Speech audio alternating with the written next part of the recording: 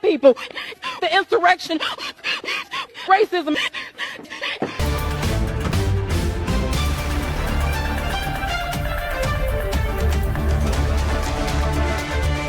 The dust is settling after one of the toughest races we've seen in the state, perhaps in the country. This big primary, a lot of outside money coming into the St. Louis area to help Wesley Bell unseat Cori Bush. In the end, he was successful, but him jumping into this race after initially challenging Josh Hawley, or trying to run for that nomination to challenge Josh Hawley, pivoting to attack Cori Bush, that created a lot of uncomfortable conversations and really divided the city and the county, divided a lot of the loyalists who were backing Cori Bush with some of the more moderate centrist Democrats who ended up aligning with Wesley Bell and having this big division.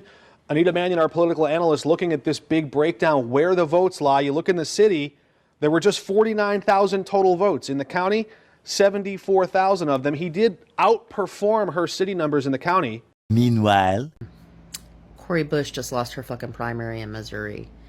And that is a huge loss for progressives. And there seems to be kind of this concerted effort by many people in the establishment to pick off progressive voices one by one, especially if they're progressive voices of color. Let's not forget what just happened to Jamal Bowman in New York. Cori Bush lost her primary. Let me reframe. We just lost Cori Bush. That's what happened. We, the people, just lost Cori Bush. And for my fellow leftists out here that are real fucking disgusted with this political process, I get it. But you don't get to clock out. You don't get to just throw your hands up in the air and walk the fuck away because you're not motivated by this presidential candidate. Kamala Harris signs bills. She doesn't draft bills and bring them to Congress. She doesn't fight for the bill. She signs them or she does not. But when we lost Cori Bush, you know what we did? We lost a guaranteed vote for women's rights. We lost a guaranteed vote in the interest of Palestinians. Cori Bush's loss in the Democratic primaries last night shows us that progress under capitalism is almost always temporary. Boy, oh boy, oh boy, oh boy, oh boy. I gotta tell you guys, after last night, I thought that I would never have to talk about the dumbest member of Congress in U.S. history ever again, okay? I thought that I would never have to look at Cori Bush's face. I thought I would never, ever have to do another story about her. But here we are, okay? I have to do another story about her because the left, they aren't taking this too well, okay? They are upset that Cori Bush lost, okay? And Cori Bush is the second squad member to lose in a primary. And that's a big deal, okay? Because they are losing their power, okay? They're dwindling, right? Back in 2017, 2018, 2019, the squad came in. They were like, hey, we're going to come in and we're going to overthrow Nancy Pelosi, right? And then just a few years later, they didn't overthrow Nancy Pelosi. And also on top of that, all they do is boohoo, whine, and cry racism, right? They do nothing but cause chaos and destruction in Congress.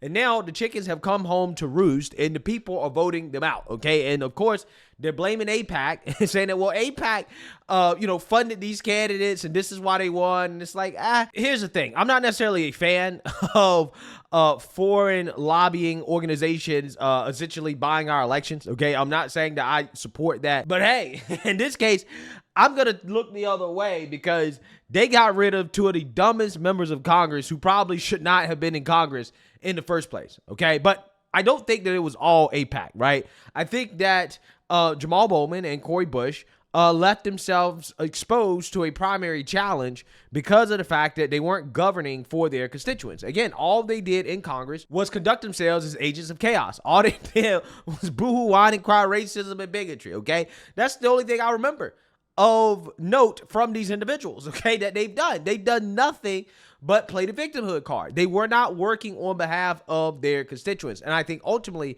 that's why they got voted out. Okay, this is not the first time AIPAC has tried to challenge an incumbent, okay, and they lost, right?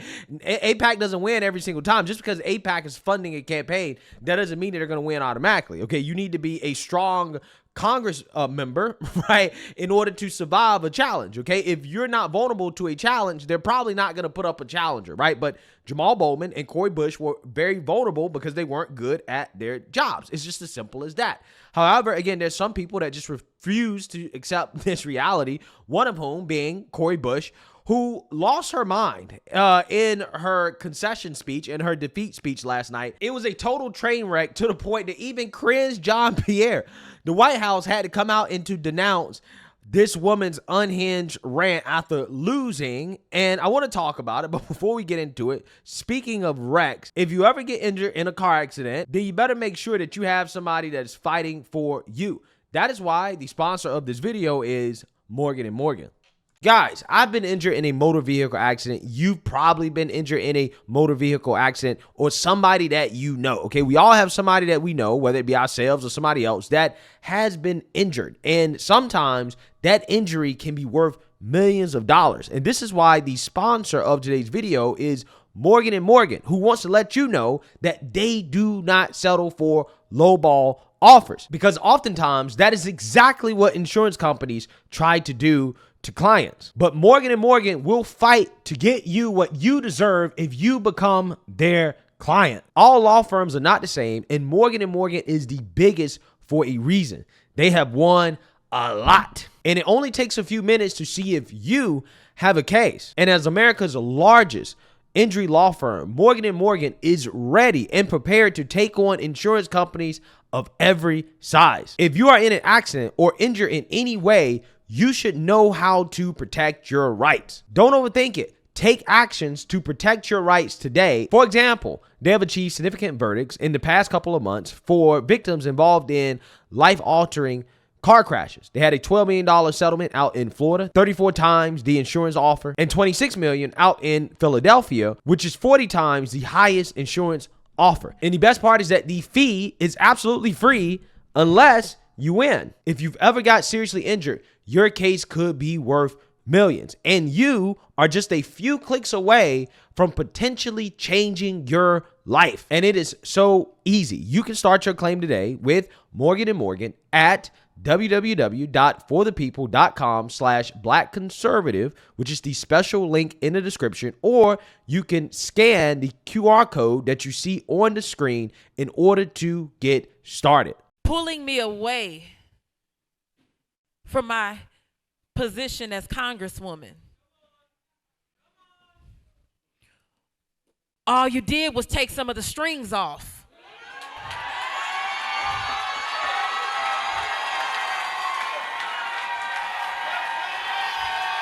Let's be clear.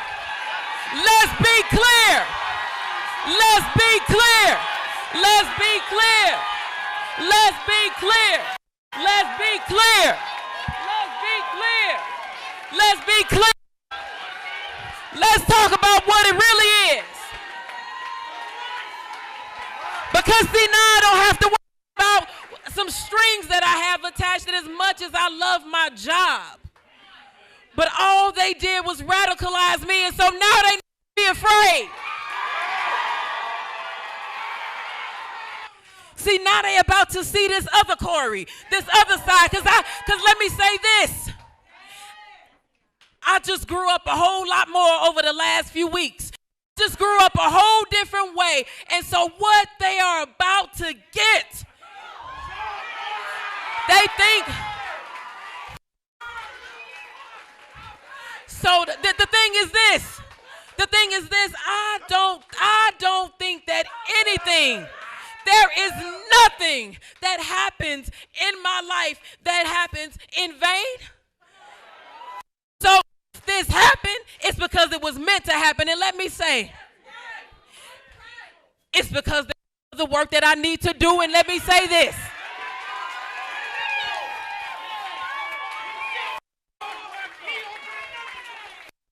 AIPAC, I'm coming to tear your kingdom down.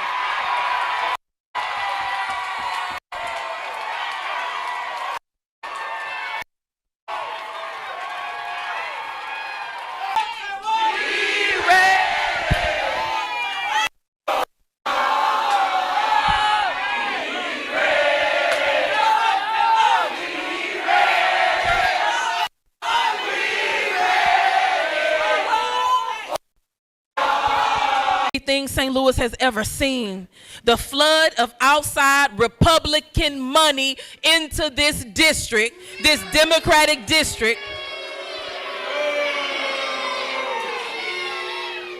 was staggering. This was the second most expensive congressional race in our nation's history.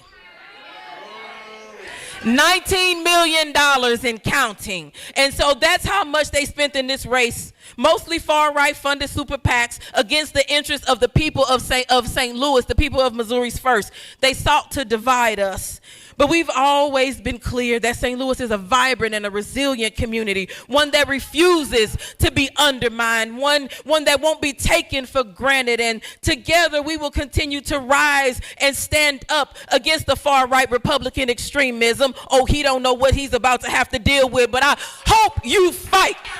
What did I say when the insurrectionists came? When the insurrectionists came, we bang it to the end.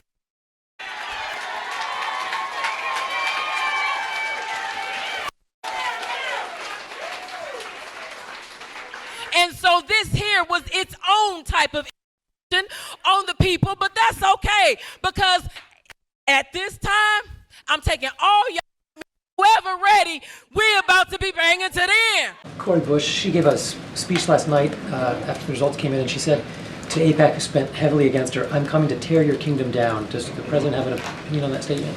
So, look, the president has always been very clear, and very recently after the assassination attempt of the last president, about lowering rhetoric, right? Lowering political rhetoric, and the importance of doing that. It is important that we be very mindful of what we say. This kind of rhetoric is inflammatory and divisive and incredibly unhelpful. Look, we're going to continue to condemn any type of political rhetoric in that way, in that vein. And so it is important to be mindful in what we say and how we say it. But we cannot have this type of inflammatory, divisive language in our political discourse. Not now, not ever. And quickly on the VP decision, you said a couple.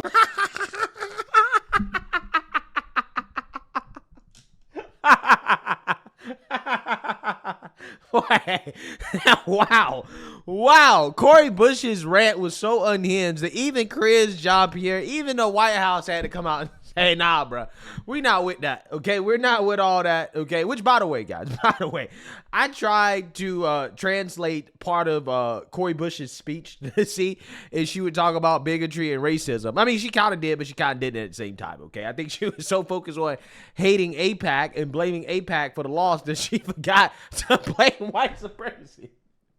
Well, my point is that the translator had a hard time translating what Cori Bush was saying. Okay, so the translator could not understand the English being spoken at that concession speech. So unfortunately, I'm not able to definitively say whether or not Cori Bush was boohoo, whining, crying racism because, again, I couldn't translate her speech. Right? Unfortunately, she wasn't speaking English. Because I only can watch so much of it, okay? After about 5 minutes, I was like, bruh, I can't keep watching this. Oh my goodness, wow. I mean, it really felt like I was watching an episode of Gangland, right? I mean, she up there talking about we banging to the end, right? What does that mean? We banging to the end. This is what a sitting member of Congress is saying in a concession speech. Wow. Okay. Ghetto.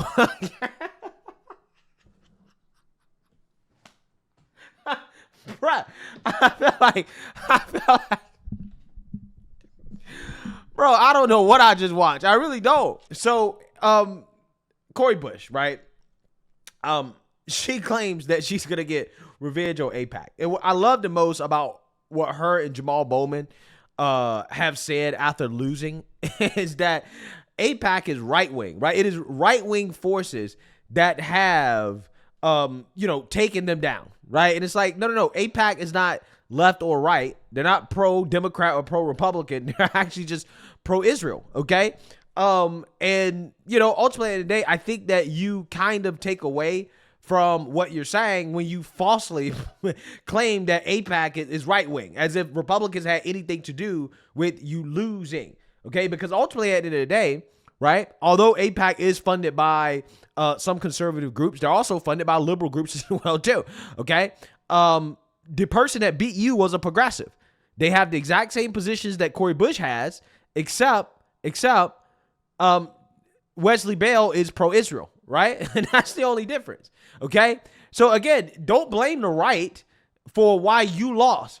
Ultimately, you really shouldn't be blaming anybody except yourself. But again, these people refuse to take accountability and responsibility when they lose.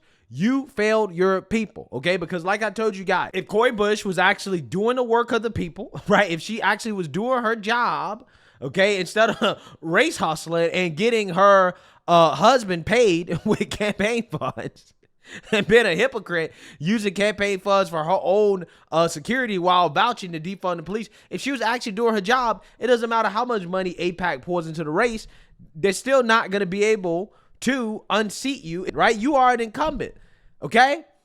So you have more an advantage than anybody. So don't sit here and blame AIPAC for the fact that you failed at your job. You were a target because you failed, okay? You were weak, okay? They knew that, okay, yeah, this person's weak enough, yeah, we can buy the election, right? Which, I mean, hey, I'm not condoning it. I'm just saying, ultimately today, that's not the reason why you lost, okay? So, you know, to me, talking about how, you know, you're going to go on a revenge tour against AIPAC, I'm not entirely sure what you can do about it because you're not in Congress. You're about to be out of Congress, right? You've been kicked out. If you really were so concerned about AIPAC, what you should have did is that you should have put your partisanship aside and said, hey, you know what?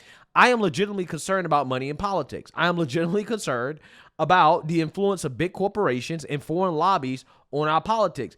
Can I work with people who may be on the right, okay, and on the left as well too, in order to get it done, right? Let me stop calling everybody that I disagree with white supremacists for 1 second, just 1 second, and work on some actual legislation to solve the problem, right? And that's the thing about a lot of these people, okay, that, you know, claim to be so anti-Zionist. It's like, okay, I understand. I get where you're coming from. I understand your argument, okay, but it seems like you can't stop all this Jew hating long enough to come up with a real plan to actually get rid of the influence that all foreign lobbies, not just Israel, has on U.S. politics, right? Because it can happen.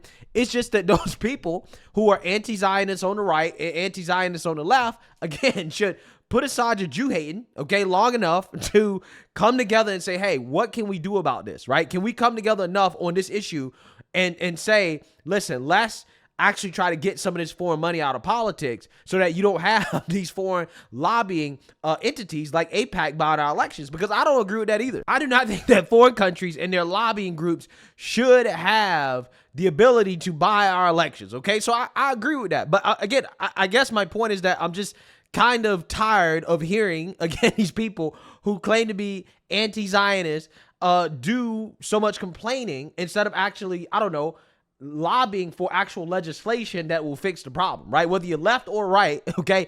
If the left and right put aside their differences and actually came together on certain piece of legislation that we can all agree with, like, for example, term limits, okay?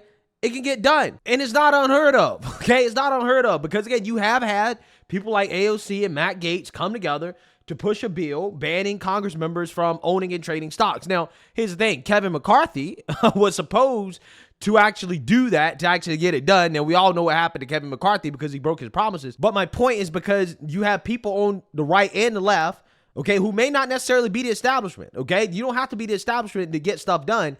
But if there's things that both sides agree on, right? Like, for example, banning stock trading, even if the establishment disagrees with it, you can still get it done if you continue to promote it and to fight for it. Then eventually it will gain steam. Okay, and that's what's happening, right? I mean, you have legislation like this being introduced year after year after year because there are more people getting on board with it because that's what the people want to see, right? The people want to see less corruption in Congress due to financial incentives that don't align with the American people. So if Cori Bush was more focused on that, actually getting some wins, right, and she could go back to her district and say, hey, I'm doing my job, I'm doing what you elected me to do, then it wouldn't matter how much money AIPAC pours into the race, because your constituents know that you're fighting for them and that they know that you're doing a good job. But because you're not doing a good job, hey, you got ousted. Again, there's been plenty of races where incumbents have won even though they were outspent, right? It's because those incumbents, at least, to their constituents, they're doing a good enough job to retain their seat. It's really that simple. All these excuses and this, I'm going to go out the AIPAC nonsense.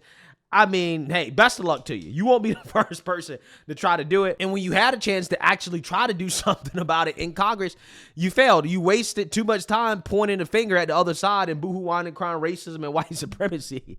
So now, again, you got the bigot card pulled on you, and now you lost your job. So again, I guess she can go back to doing voodoo magic where she lies about curing cancer or whatever the hell she was doing. I don't know. She can go work at Piggly Wiggly with Jamal Bowman. I'm not entirely sure what they're gonna do after this, but again, hopefully, I don't ever have to hear about these people ever again. But let me know what you guys think. Make sure you like, comment, and subscribe. Most importantly, share a Black conservative perspective. Peace.